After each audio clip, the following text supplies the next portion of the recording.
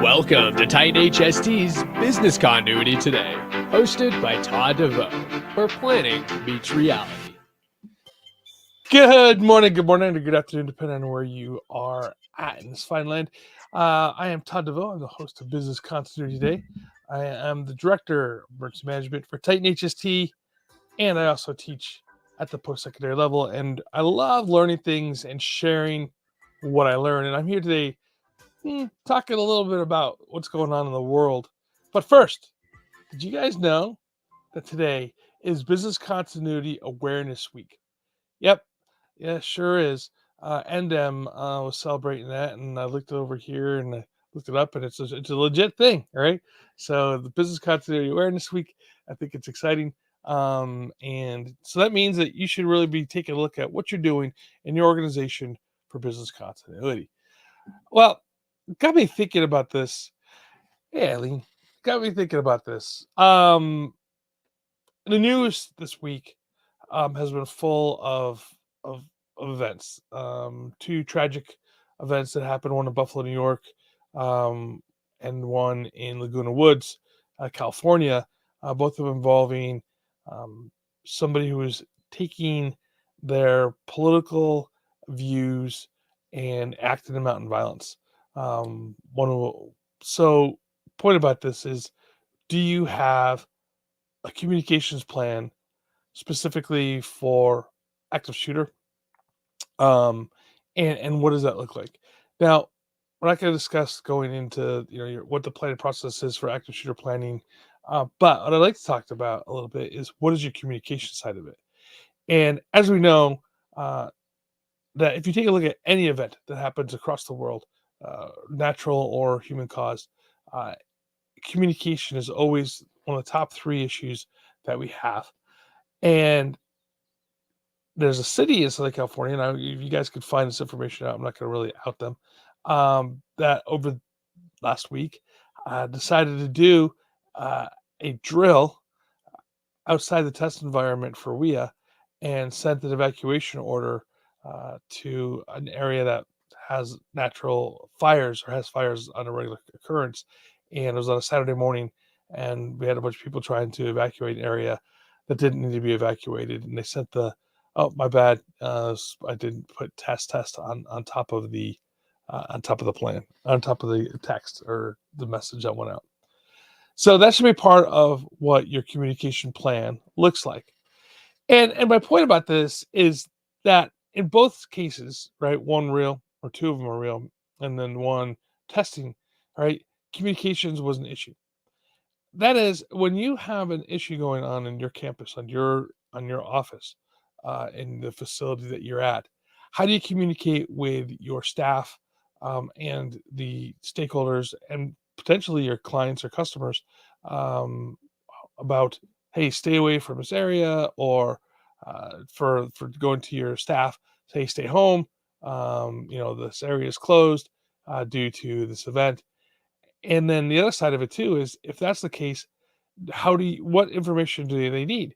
And the cool thing, and we talk about Titan here for a bit, the cool thing about Titan HST is that we have the ability to upload documents into the software. So that means that if you have information, say your evacuation plans or your evacuation maps, I should say, and people don't have them on the wall, or they don't know where they're at, and they're not carrying this big binder around with them, you can actually have that map uploaded onto the Titan app. They could go to that document, take a look at it, and have the proper understanding of what's going on with that building and where to go. Just simple things like that make communications better. When you take a look at when they say there's a communication issue, it isn't the technology, right? It isn't the idea of, does my radio work? Does my phone not work? Did the cell towers go down? That's sometimes part of it, but a lot of it is the information given to the people who need to get it in a fashion when they're under stress can understand and digest that information, right? So, in other words, when you're telling someone to evacuate and go to the emergency exits, what does that mean? because for them, they're looking to look around, or they're looking for the exit signs. Have they ever been in that building before? Right? Do they need specific? They need more specific information than just that. And so when it comes down to it, they go, that was poor communication because they didn't understand the message that was being sent to them. So one of the things with Business Continuity Week, let's discuss those messages and what it means to push that information out, and what it is to craft the message. So when you craft the message, you have to craft it in the lowest common denominator, which means to the person who doesn't understand anything that's going around, right? So you visit a theme park, say such as like say Disneyland, right? Um, if you have never been there before, and you start walking around the area without any information, it's going to be hard to find. Well, I mean, I suppose you can just aimlessly walk around for a bit, but it's sometimes it's hard to find like the ride that you're looking for. So that's why everybody stops and asks, the guy sweeping the street, "Hey, how do you get to the Matterhorn or whatever?" Right now, they give you a map when you walk into the place. When you ask for directions, they'll hand you another map to give you that data, the information that you need to have to get around the park, right? They will direct you with signage in the park, and they'll also, the person who's sweeping up will know exactly where they're at and how to get to that and be able to orientate you to that area. Now, think about this, put this virtually speaking. How do you do that virtually? How do you pass information on to the person who's never been to your facility before? And how do you do that in a timely fashion? Well, again, you need to have, well, you have a map, all right? Well, now, most buildings will have a map on the wall, but is that something that is during, when you walk away from it, are you going to remember it, especially when you're under stress? And that's one of the cool things about with Titan is that you're able to put that map onto the phone and they're able to access that if you give them permissions to be on it. So why is this important? Well, because we just had two issues that occurred at two different locations, and some of the people at the grocery store were just confused. They didn't know where things were coming from, how to leave, where the how to get to the back of the building to escape. And I find that fascinating in the sense that people, when they walk into your facility, they are not paying attention to the emergency exits, right? Most people, I should say all. Most people aren't paying attention to the emergency exits. They aren't paying attention to different routes of escape if there's a fire in the building. They're relying upon you, the organization, to help them, even if they don't know they're relying upon you, right? I don't think it's a conscious decision to help you get out of that facility. And that's just going back to the maps thing.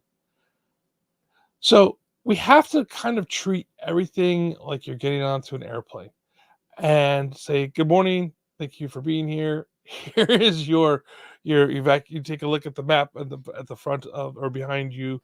Well, I guess it's the front of you. In front of you on your seat back, you pick it up, and there's a little thing there with directions, maps, and then you also have your airline attendant telling you, flight attendant, I guess, telling you how to buckle your seatbelt, how to use the mask, how to get out of the airplane.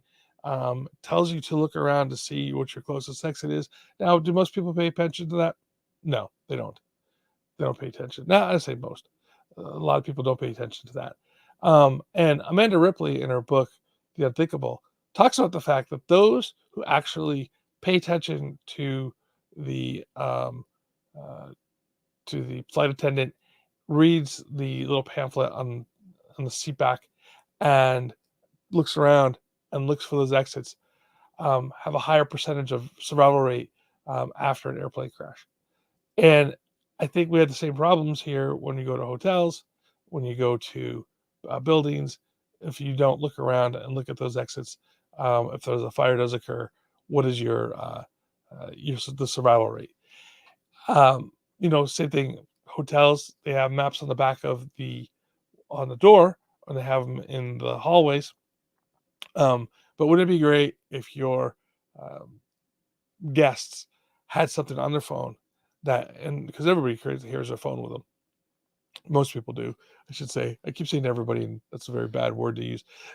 Most people, you will carry their phone with them, and you can put that information inside the phone, ready for them to go. They can just push one button, and get to it pretty quickly, and be able to have that information on hand. Again, back to communications.